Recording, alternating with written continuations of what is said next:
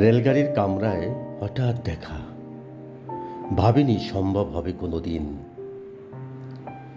আগে ওকে বারবার দেখেছি লাল রঙের শাড়িতে, ডালিম ফুলের মতো রাঙা। আজ পরেছে কালো রেশমের কাপড়, আঁচল তুলেছে মাথায়, দোলন চাপার মতো চিকন গৌর মুখখানি ঘিরে। মনে হলো কালো রঙে একটা গভীর দূরত্ব ঘনিয়ে নিয়েছে নিজের চারদিকে, যে দূরত্ব শস্যে ক্ষেতের শেষ সীমানায় শালবনের নীলাঞ্জনে। থমকে গেল আমার সমস্ত মনটা। চেনা লোককে দেখলে অচেনার গাম্ভীর্যে।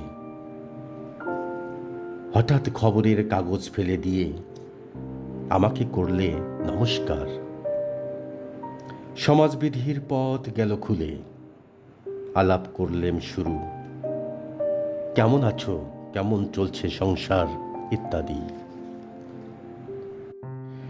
সে রইল জানালার বাইরের দিকে চেয়ে, যেন কাছের দিনের ছোঁয়াচ পার হওয়া চাহনিতে।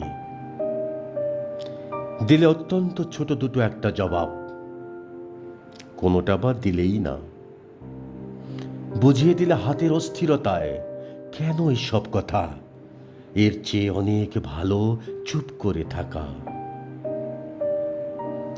আমি ছিলাম অন্য বেঞ্চিতে ওর সাথীদের সঙ্গে। একসময় আঙ্গুল নেড়ে জানালে কাছে আসতে। মনে হলো কম সাহস নয়।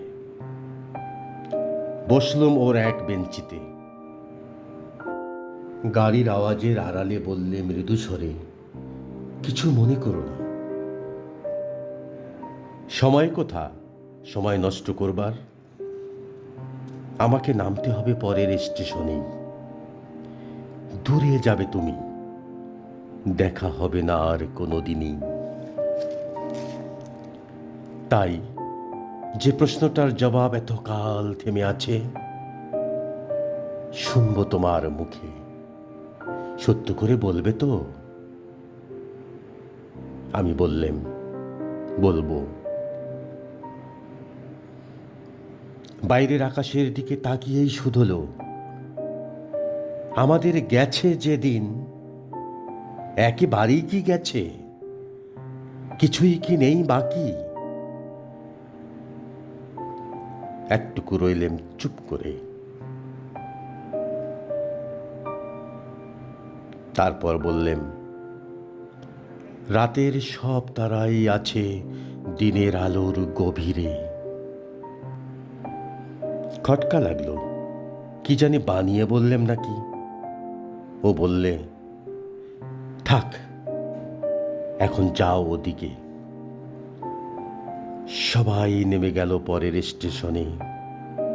আমি চললেম একা।